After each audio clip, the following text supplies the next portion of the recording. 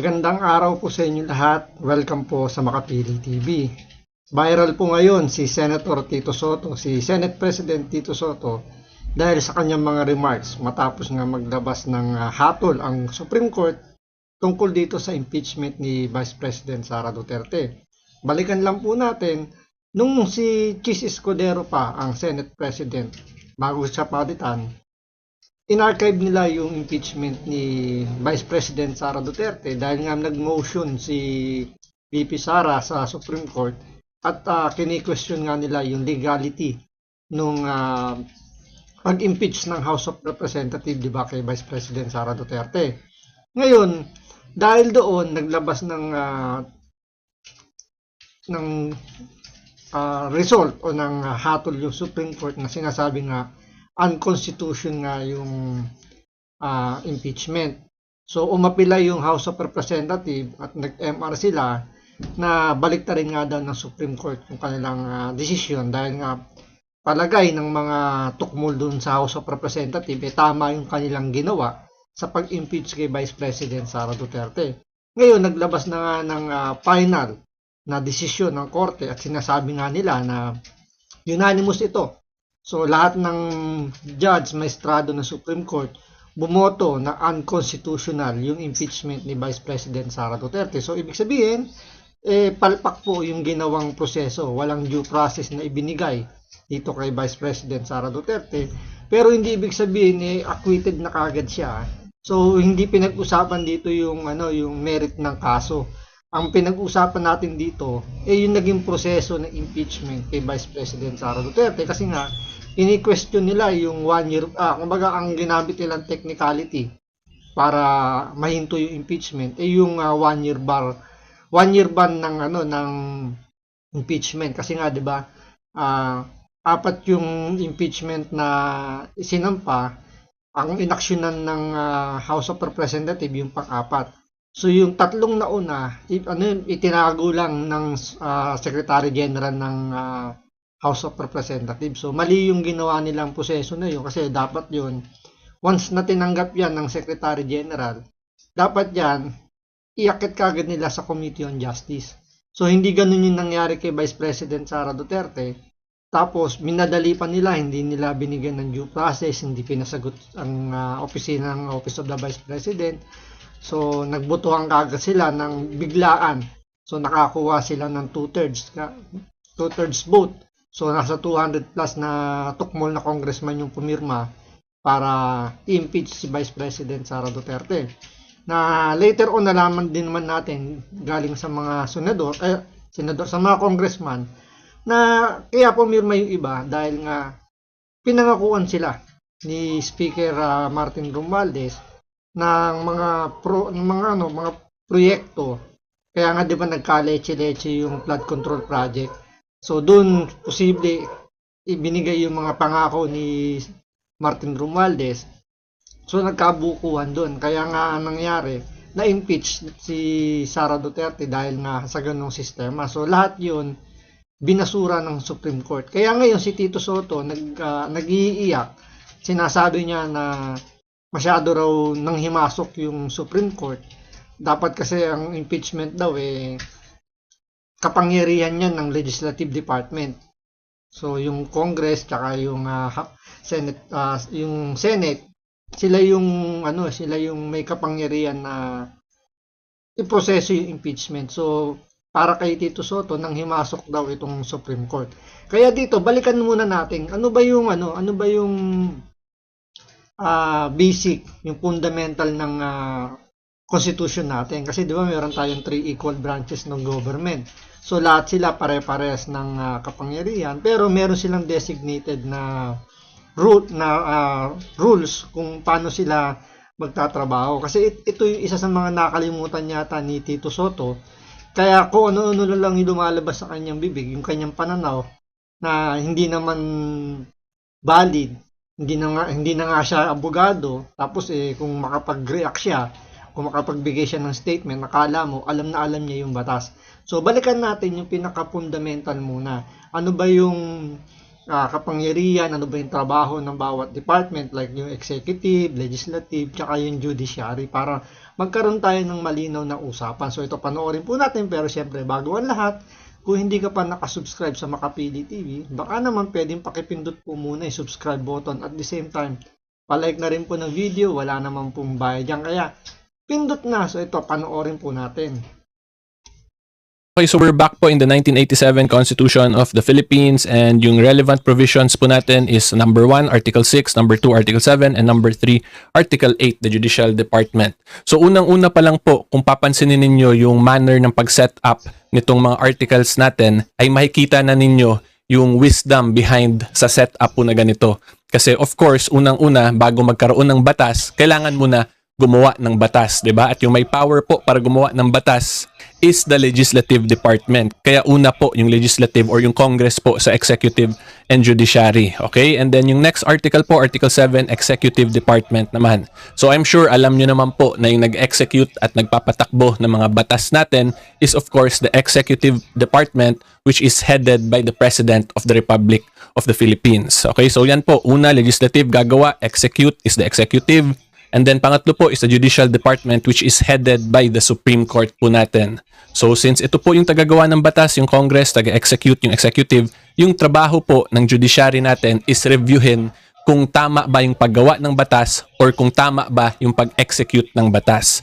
Okay? And one of the guidelines po na tinitingnan talaga ng Supreme Court natin is whether or not nasunod ba yung mga guidelines and provisions ng Constitution in relation to the lawmaking process and the implementation and execution of that law. Okay, so in simple terms, yung judiciary po yung may final say kung paano i-interpret yung Constitution and whether or not unconstitutional ba yung mga bagay-bagay. Hindi po legislative at hindi po executive yung may function na yon, because again, the legislative branch, ang trabaho po nila is to create laws, and then yung executive department naman po is to implement or execute the laws, and lastly, the judiciary po is to determine how to properly interpret the laws. Okay, so yan lang. So yun, naintindihan mo, Senator Tito Soto, Senate President. So ang trabaho ninyo, doon muna tayo sa kung saan ba nakalagay yung House of Representatives tsaka yung Senate. So nandun sila sa Legislative Department, which is nasa unahan sila. Ibig sabihin, tagagawa sila ng batas. So ibig sabihin, sila lang gagawa ng rules and regulations sa batas na yan. Ang susunod po, yung executive, which is sila yung mag-i-implement ng batas.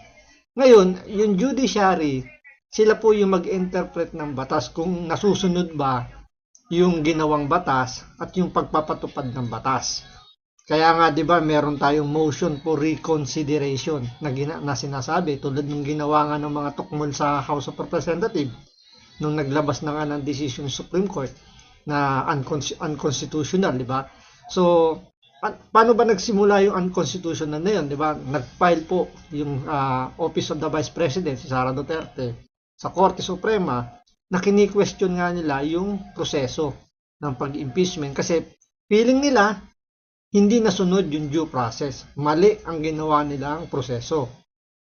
So, mali ba yung ginawa ni Sara Duterte ng Office of the Vice President? Siyempre hindi. Kasi karapatan naman nila yun. Kahit naman sinong tao na madedemanda, kahit si Tito Soto na pag siya i-demanda, pwede siyang mag-appeal, di ba? Pwede niyang questionin yung demanda sa kanya kasi yun yung due process. So, tama lang yung ginawa ni Sara Duterte. Ngayon, kinatigan ba ng Supreme Court yung motion ni Sara Duterte? Yes, kasi tama yung sinasabi nga na hindi nasunod yung due process. Ngayon, binigyan ng pagkakataon pa yung House of Representatives na mag-file din ng motion nila. 'Di ba? Yung kasi yung proseso 'di ba? Pinagbigyan pa rin ng korte kahit na unanimous na yung unang desisyon at sinabi na nga void ab initio, sabi nga ni Senator Marcoleta. From the beginning daw, from the start pa lang daw is mali na yung proseso ng impeachment. Pinagbigyan pa rin yung MR ng House of Representatives. So, may due process na ginawa. So, maling-mali rito yung sinasabi ni Tito Soto, ni Senator Tito Soto, na mali daw yung paghatol ng Supreme Court. So, ang dating kasi parang si Tito Soto yung may tamang argumento sa mga pinagsasabi niya na sumobra daw yung Supreme Court at yung pinanghihimasukan daw yung impeachment. So maling-mali doon si Tito Soto kasi doon pa lang sa pwesto ng paggawa ng batas o yung pagkaka-categorize kung saan sila nakalagay, mali na kagad yung tinatayuan ni Tito Soto kasi nandun siya sa legislative, which is tagagawa sila ng batas, hindi niya sakop yung pag-interpret ng batas. So may nagsasabi na mukhang naiinggit daw itong si Tito Soto dito kay Boying Remulla kasi si Boying Remulla nasa executive department pero na-bend niya yung law.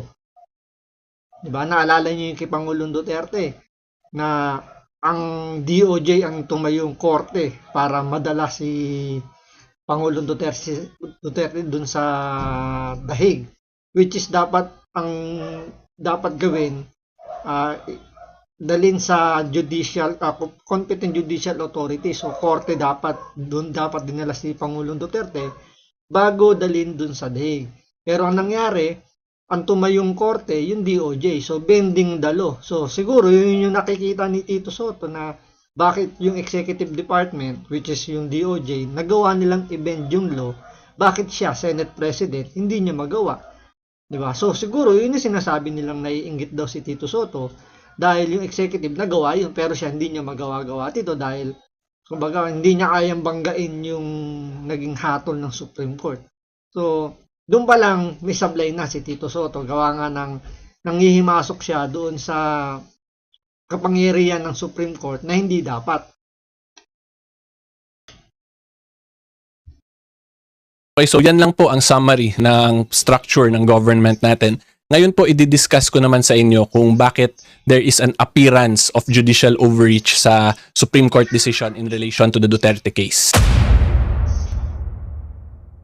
Okay, so of course, we are still in the Duterte versus HOR case, GR number 278353. So yung una-una po talagang kailangan natin i-take note dito is the impeachment proceeding being sui generis, diba? Because even in the Francisco versus HOR case, yung 2003 case pa po, and in this case, the Duterte case, lagi pa rin po or in-emphasize pa rin po ng Supreme Court na yung impeachment is sui generis, meaning it is a class of its own, unique po siya or kakaiba po siya. And the reason being is because yung pinaka-purpose po niya is to achieve a political conviction. And when you say political conviction, para po matanggal lang sa office yung kinasuhan dun sa impeachment. Yan yung main purpose niya.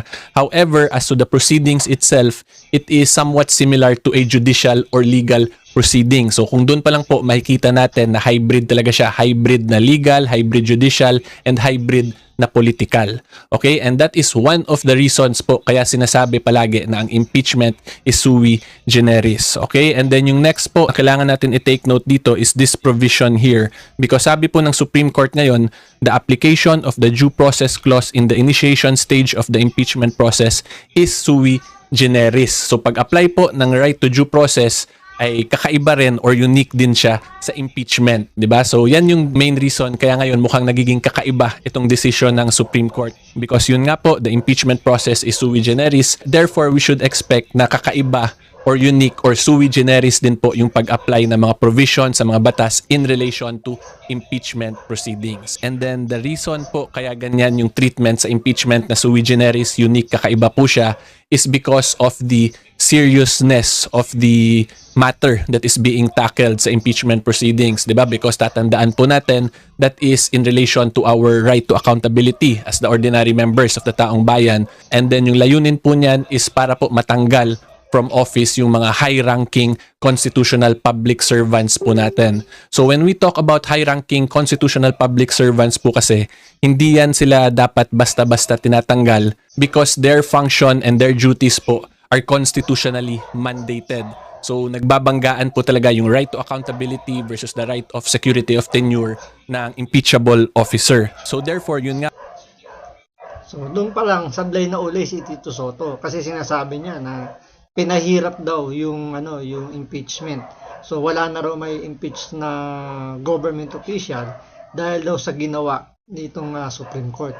So mali doon si Tito Soto kasi kung tutuusin, Vice President and President, dapat talaga hindi madali ang pagpapa-impeach sa kanila.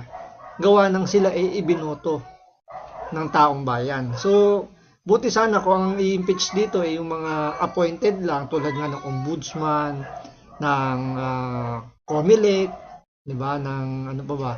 Ano ba yung mga Supreme Court, mga ganyan. Sila pwede na madaliin yung pagpapa-impeach kasi sila appointed lang naman sila eh. Pero yung kay Vice President Sara Duterte, hindi naman tama na basta lang gusto ng mga political party na mga kalaban sa politika eh tatanggalin na kagad. So nasaan na yung, kumbaga, babaliwalain natin dito yung kapangyarihan ng taong bayan na pagboto. Diba? Kung gano'n lang mangyayari, wala na tayong magiging botohan dahil kaya naman palang tanggalin ng mga tukmol sa gobyerno yung sitting president or vice president dahil binoto nga ng taong bayan.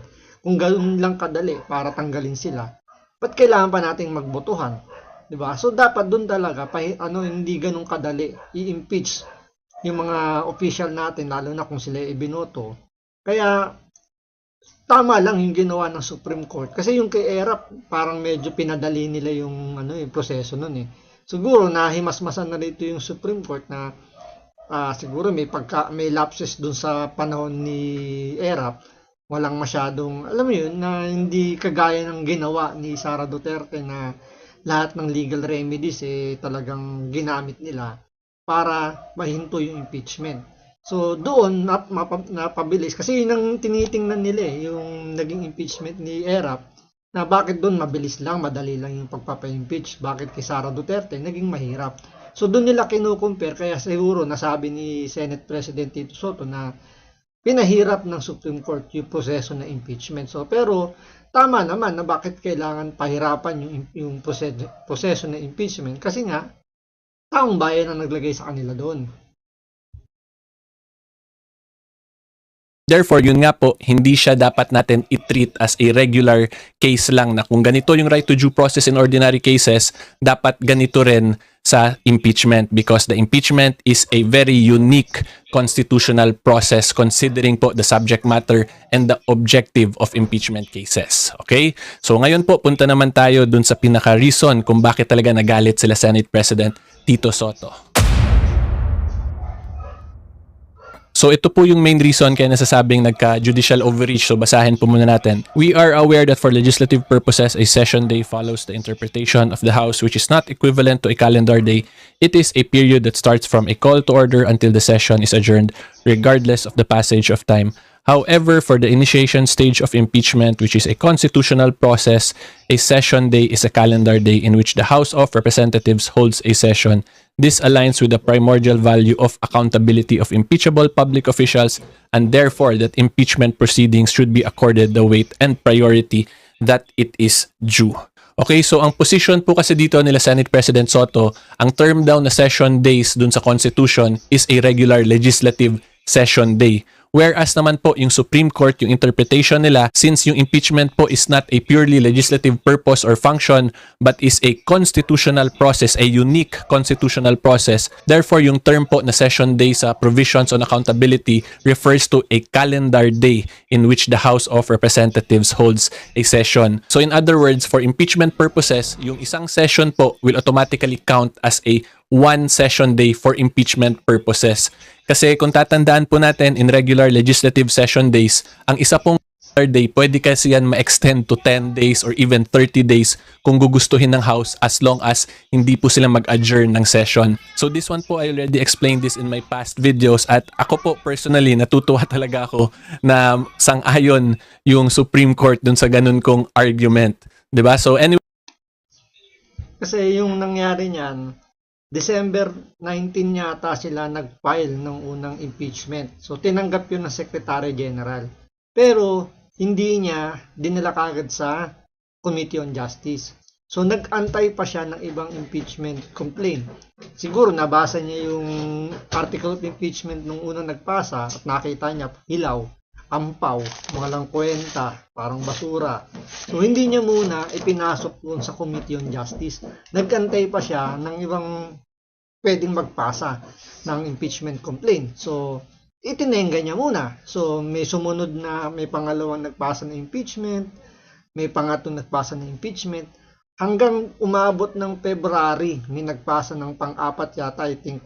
So February na inaksyonan o dinala ng Secretary General yung impeachment complaint doon sa Speaker of the House. Hindi nga dumaan sa Committee on Justice eh. Yun yung isa sa mga kini-question ni Sara Duterte na bakit hindi nyo dinala muna sa Committee on Justice. Kasi doon pag-uusapan yan eh, doon magdedebatihan kung meron bang probable cause, parang ganun. Kung sufficient ba yung ebidensya na nakalagay doon sa article of impeachment. So, hindi nangyari yun. Hanggang sa umabot dun sa pagbobotohan. So, walang nangyaring session, walang kung anong nangyari. Pero yun yung iginigiit nitong mga tukmol na mambabatas na gustong matanggal si Sara Duterte na hindi, dumaan yan sa session days. So, pumasok siya sa 10 session days na yan. So, doon niliwanag na ng Supreme Court na mali yung ginawang proseso. So, maliban sa may mga sablay sila. So, dito pa lang, sa umpisa pa lang, mali na yung pagtrato dun sa pagproseso ng impeachment. So, yung unang pinasa, hindi inaksyonan, in-archive lang nila yon. So, ang inaksyonan yung panghuli, tapos hindi pa idinaan sa sa Committee on Justice. So, yun yung isa sa mga tiningnan ng Supreme Court. Kaya, ibinasura yung impeachment complaint laban kay Sara Duterte. Diba? So anyway po, going back, ang main point dito ng Supreme Court is that yun nga po, the impeachment process not being a merely legislative process but a unique constitutional process, plus the seriousness, the gravity of the purpose of the proceedings, the impeachment proceedings. Therefore, hindi dapat maging ganun na regular legislative session day kasi pwedeng-pwede po yun madelay at abusuhin ng mga abusadong public officials. So that So, ibig sabihin, sa ginawang desisyon ng Supreme Court, lumalabas na abusado talaga yung mga tukmol doon sa House of Representatives na pumirma para i-impeach si Sara Duterte. So, yun na lang magpapatunay rito. Kasi nga sinasabi naman nila rito na wag daw masyadong magsaya yung mga Duterte supporter dahil nga hindi naman dinismiss yung impeachment doon sa merit ng impeachment. So, ang nangyari, dinismiss ng Supreme Court yung impeachment dahil sa technical. Yun nga yung hindi binigyan ng due process. Diba? So, pero itong nagpapatunay na yung mga tukmol doon, sanay gumawa ng illegal. Diba? Dahil illegal yung ginawang impeachment, ibinasura ng Supreme Court. So, itong mga tukmol na to, talagang ang reason lang nila sa impeachment is political lang. Kasi alam naman natin, kapag ang Duterte nakabalik sa Malacanang, sigurado, maghihirap, magugutom na naman yung mga magnanakaw dyan. So that is in a way po ay protection na nilagay ng Supreme Court para hindi lang magkaroon talaga ng political persecution against mga kontrapartido. So yan po. And if you read actually the final note dito, in-emphasize din yan ng Supreme Court na the impeachment should not be used as a tool kung saan magkakaroon ng political persecution. Okay, and then we have to remember also one of the primary functions of the Supreme Court in Section 1 of Article 8 of the 1987 Constitution is they have the power to determine grave abuse of discretion. So if you apply it here po na regular legislative session day, ang bilang, pwedeng-pwede nga po yun maabuso according to the Supreme Court. And kung pwede po yan maabuso, therefore, that is within the power of judicial review to determine whether or not there was grave abuse of discretion. Okay? So, to make the long story short, kung ako po ang tatanungin ninyo, my professional assessment po is that there was no judicial overreach because number one, judiciary naman po yung may trabaho talaga, di ba, para mag-interpret ng Constitution. Therefore, kung ganun yung interpretation nila, plus the mere fact po na unanimous sila, walang kumontrang justice, mukhang yun talaga yung dapat na interpretation ng Supreme Court, 'di ba? And then number two, being that the argument na we should refer to a session day in impeachment proceeding as a regular legislative session day can easily be abused, di pasok din yun sa power of judicial review ng Supreme Court. And of course, lastly, the impeachment process itself being a constitutional process which is in a class of its own, sui generis, therefore expected po talaga dapat natin na meron siyang kakaibang treatment from all other cases or from all other matters. Okay? So hopefully klaro po yan. Okay, so ngayon, so to make the long story short, yung mga nag-file ng impeachment noong 19th Congress kay Vice President Sara Duterte, mga abusado. Yun yung nagpapatunay lang dito. Hindi yung merit mo ng kaso. Baka labas dito yung merit ng kaso eh. Ito lang kasi maraming yung sinisigaw-sigaw ng mga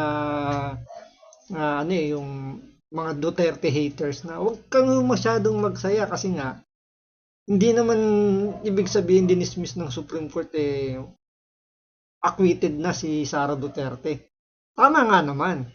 Kasi ang pinalabas lang naman dito ng Supreme Court, kaya nila binasura yan, ito yung nagpapakita lang nung nakaraang 19 Congress, talaga naging abusado yung mga congressman doon. Na yung iba nga, kung totoo yung sinasabi ni Toby Chango, nasuhulan nga daw para lang pumirma. So doon pa lang may may paglabag na di ba?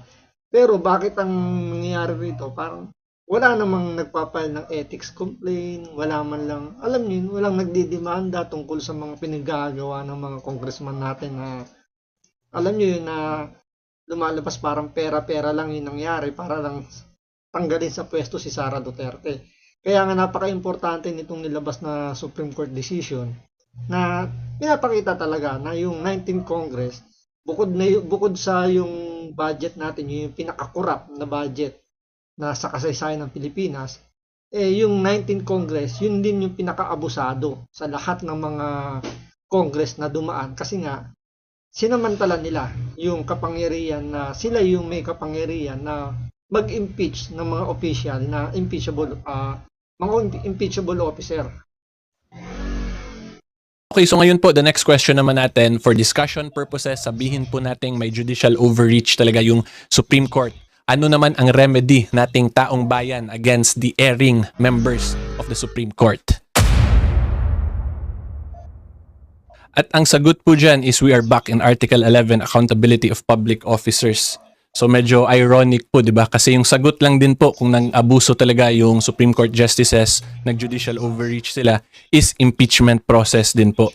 Because under Section 2 po dito, members of the Supreme Court may be removed from office on impeachment. So kung tingin po sana talaga nila Senate President Soto, all the other public officers na nagka-judicial overreach, meaning may violation of the Constitution na ginawa yung Supreme Court, edi kasuhan po nila yung Supreme Court ng impeachment. That is the proper remedy po na binigay ng Constitution sa atin. Hindi po remedy na magagawa tayo ng mga statements kung saan mag-instill tayo ng hatred or anger towards the judiciary para lang ngayon ma-convince na magkaroon talaga ng charter change. Hindi po yun. Ang primary remedy po talaga natin is to file for impeachment cases if we believe there was a culpable violation of the Constitution na ginawa yung justices natin. So yun, ibig sabihin, Senator Tito Soto, kung meron kang complaint doon sa nilabas na desisyon ng Supreme Court, pwede mo pala ipa-impeach. Total, ikaw naman yung Senate President. So, meron kang kapangyarihan, malamang, di ba? So, meron kang power ngayon na i-impeach yung mga Supreme Court judges. Kuntsabahin mo na lang yung mga tukmol na congressman para mag-file ng impeachment, para sibakin yung mga yung 15 Supreme Court judge ng di ba? I-impeach nyo. Hindi yung mananawagan ka ng charter change. Ano yan, last option para matuloy yung plano mo na maging Vice President or maging Presidente ng Pilipinas since talunan ka na nga sa mga nagdaang presidential at Vice Presidential election. So ito na lang ba yung remedy mo na para makuha mo yung ganung posisyon? So parang gusto mo bang overtikan ngayon dito si Martin Romualdez na gusto rin maging Presidente or Prime Minister, na ang ginawa isinisingit yung People's Initiative. Kung hindi pa nasilip yan ng taong bayan, malamang nagpalit na tayo ng gobyerno at si Martin Romualdez na ngayon ang namumuno. So ngayon, ginagaya mo ba yung diskarte ni Martin Romualdez since nga na ibinasura ng Supreme Court yung desisyon ng impeachment, nasira na rin ba, ibinasura na rin yung yung parang nabasura na yung yung pangarap mo maging Vice President at Presidente. Bakit natin nasabing ganun? Kasi 'di ba may nakahaing ngayong impeachment kay Bongbong Marcos at itong February may magpapile din ng impeachment laban kay Sara Duterte. So kung if ever lang na hindi tuloy-tuloy yung impeachment ni Bongbong Marcos. So mananatili siyang presidente. Ngayon, kung yung kay Sara Duterte naman ay magtuloy-tuloy at masibak siya bilang Vice President, automatic ang papalit si Tito Soto. So walang kahirap-hirap, natupad yung pangarap ni Tito Soto na maging Vice President. Ngayon, kung sakasakali naman na after mabasura, magkaroon na ba ng 1-year ban rule yung impeachment ni Bongbong Marcos, following next year pag may nag-file ng impeachment, pwede yung suportahan ni Tito Soto. So pwedeng masipa si BBM. So uupong presidente ngayon si Tito Soto. 'Di ba? Kaya ganyan na lang yung yung sama ng loob nito ni Tito Soto kasi nga lahat ng pangarap niya bigla na lang natunaw. Sabi nga ng kantang Eraserheads, lahat ng pangarap ko bigla na lang natunaw dahil sa Supreme Court decision na pagbasura sa impeachment Sara Duterte. At ngayon, nakasalang ngayon ang impeachment ni Bongbong Marcos. Kahit nasabihin natin na moro-moro lang yun, what if, di ba? Magdilang anghel yung mga Duterte supporter, masipa si Bongbong Marcos, si Sara Duterte ang magiging presidente. Posible si Tito Soto yung magiging vice president. So win-win solution pa rin itong ginagawa ni SP Soto kasi nga siya pa rin na makikinabang kung sakasakaling magtuloy-tuloy yung impeachment ni Bongbong Marcos at ni Sara Duterte. So hanggang dito lang po muna. Maraming salamat po sa panonood. Ingat po kayo lagi. God bless.